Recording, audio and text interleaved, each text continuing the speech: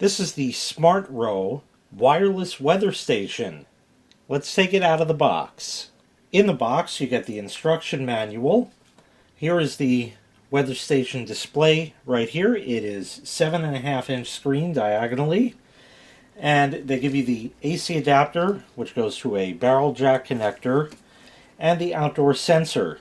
The outdoor sensor conveniently has a little display on it, and that will show you the temperature and humidity that it is reading. So if you have this out on like a back patio or porch or something like that, it's nice if you put it in such a location that as you walk by you can get a glimpse of that and see what it reads. So that's a nice little touch. The wireless sensor takes batteries.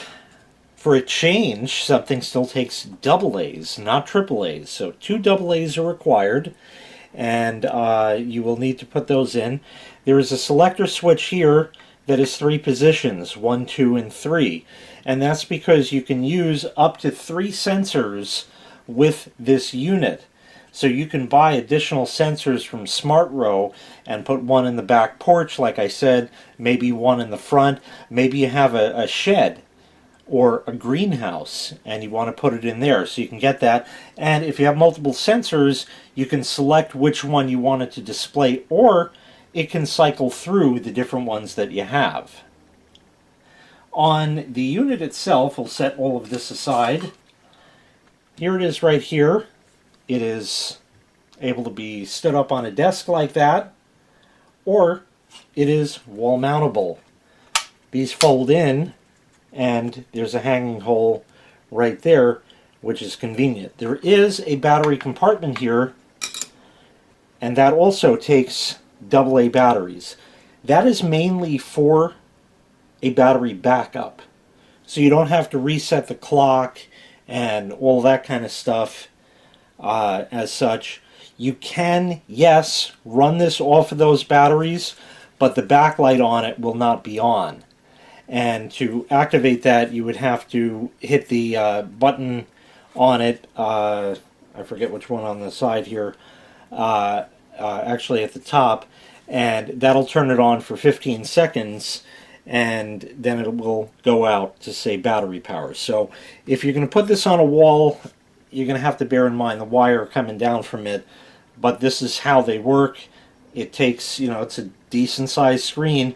If you just had the batteries in there running it, it certainly would not last for long. Being that you are going to be plugging this in, there is a convenient USB port to charge. So it's USB 1 amp, so you can plug a phone in or a tablet or any other gadget that charges USB. So here's the outdoor sensor with the display on it. That can be changed to Fahrenheit or Celsius, up to you, whatever you like. I'm going to go put this outside and let it acclimate for a little bit, and it should do that as the video progresses here. In the meantime, we're going to go ahead and get the unit powered up. So we very simply plug in the adapter. It's going to beep 3 times, and then it's going to go ahead and get itself set up. What's happening here on the right is there is no outdoor temperature display because it needs to receive that signal. That should happen in about 3 minutes time or so, and under most circumstances it will come in automatically. If not, on the back of the outdoor sensor there's a transmit button that you can press, and that will force it to transmit, and this should receive. You see that the little indicator there is blinking right now because it's working on getting that information in.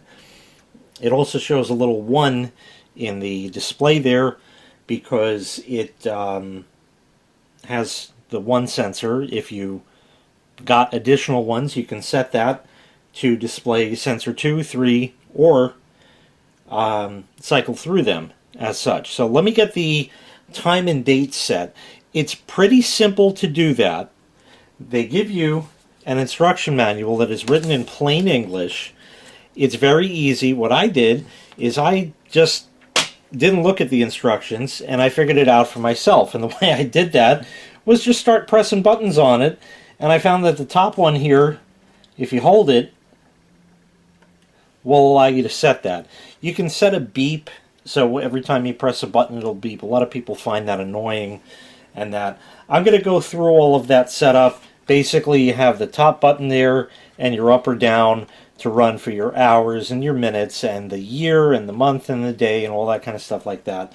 So you run through all of that and it will do that. There is one other thing that you need to be aware of here, and I'm going to get you a much better shot of this in a minute. The unit, I actually inadvertently invoked that, has a night mode, as you see there, so you can set that. What that'll do is it will automatically dim the display down at a preset time. So if you go to bed by like 9 or something, and let's say you have this in your bedroom, maybe even on your nightstand, not a bad idea, because this actually has alarms built in, dual alarms, in fact, so you can set 2 of them. And that you can actually adjust with the alarm button right on the side there while we're mentioning it. So like I said, I'm going to get everything all set up here, and that the night mode will automatically blank the display, or dim it down, I should say, at a particular time that you set, and then by maybe 6 a.m. you can have it brighten back up to where you want. And it also has different brightness levels as well, which I'll show you in just a minute. The only thing you are going to need the book for is right here. This is your sunrise and sunset times, and that's based on the city that you're in. To set the city, it has a 3-digit number code, which is in the book. Nice, because you can just go down the list, find your city, and then just change the number to that, like 132, I'm making a number up, and that'll set it to where you are, so that will display correctly. So with all of that set up, and it was not a problem to set up at all. It was very quick, very straightforward, and the only thing I needed the book for was just to get that code there to set it to my city, which is New York. So with that said, there are different backlight settings. Press the button here. And it even tells you the brightness level at the bottom, which is really nice. So we'll just leave that up at the top there, and let me explain what this is, what you get, how it all works.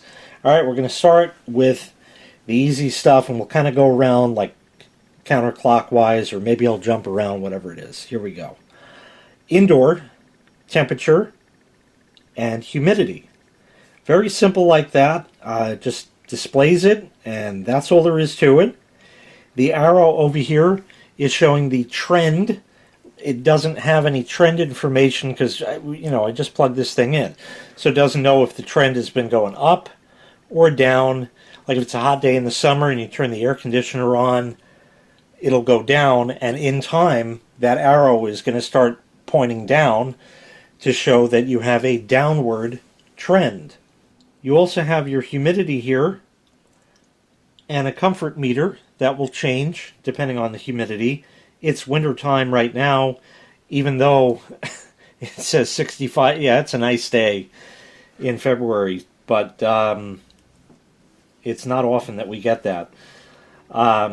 It will show a mold risk indication, if there is any, depending on the humidity. Low, medium, or high will show up right there if there is any. If not, then you got nothing to worry about. And like I said, that little guy is going to change depending on what the humidity level is. Should be more or less around 50%. It just doesn't happen in the winter, so it is what it is.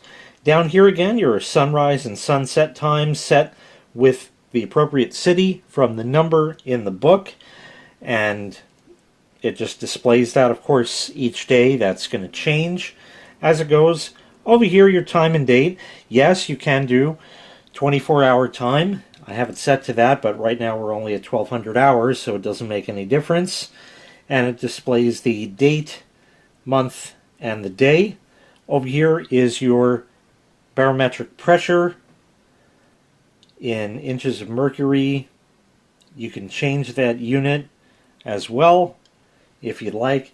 You also can adjust this pressure. If you know the exact pressure, you can adjust it and then it will sense it from there, but usually it's pretty spot on. I don't really have anything to base that against, so we're going to kind of leave it right there. In the corner here you have your moon phase. So that's showing the current moon that you have, if it's waxing or waning or a full moon or new moon or anything like that. And based on that, it will also show the tide based off of the pressure and the moon phase and all that, because that all kind of ties in. So you have your high tide and low tide and kind of a medium. Over here is your outdoor temperature and humidity. Remember what I said about the trend? Before this was reading 70 something, but I placed the sensor outside. It's gone down, so that little arrow is kind of pointing down now. So that's how that works. Now, there is more to it here.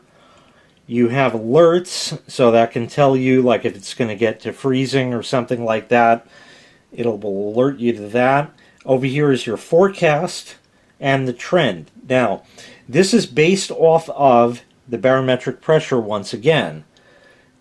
As the barometer rises and falls, will be a typically good indicator of what the weather is going to be. In time, after a day or two, this will get more accurate. You can set it to exactly what the weather is. It so turns out that it is almost exactly correct right here, because it's a nice sunny day out. Clouds, I don't see any out the window really, maybe just the slightest bit, but it's pretty close, so we can kind of leave that alone. And the trend also will show there like that. So it's just a nice display like that. Remember, it also has the night mode that you can set, so it will go and dim the backlight on it when it gets to a particular time of night and brighten it up during the day. There are 2 alarms that can be set, so it can be used as an alarm clock as well. 2 other features are automatic daylight savings time adjustment. So if you are in a part of the world that uses daylight savings time, if you have that feature turned on, there is no need to reset this when daylight savings time starts and ends. That's nice. You don't even have to worry about it. It'll automatically adjust, so it'll always be the right time for you. You also can set other alerts on here.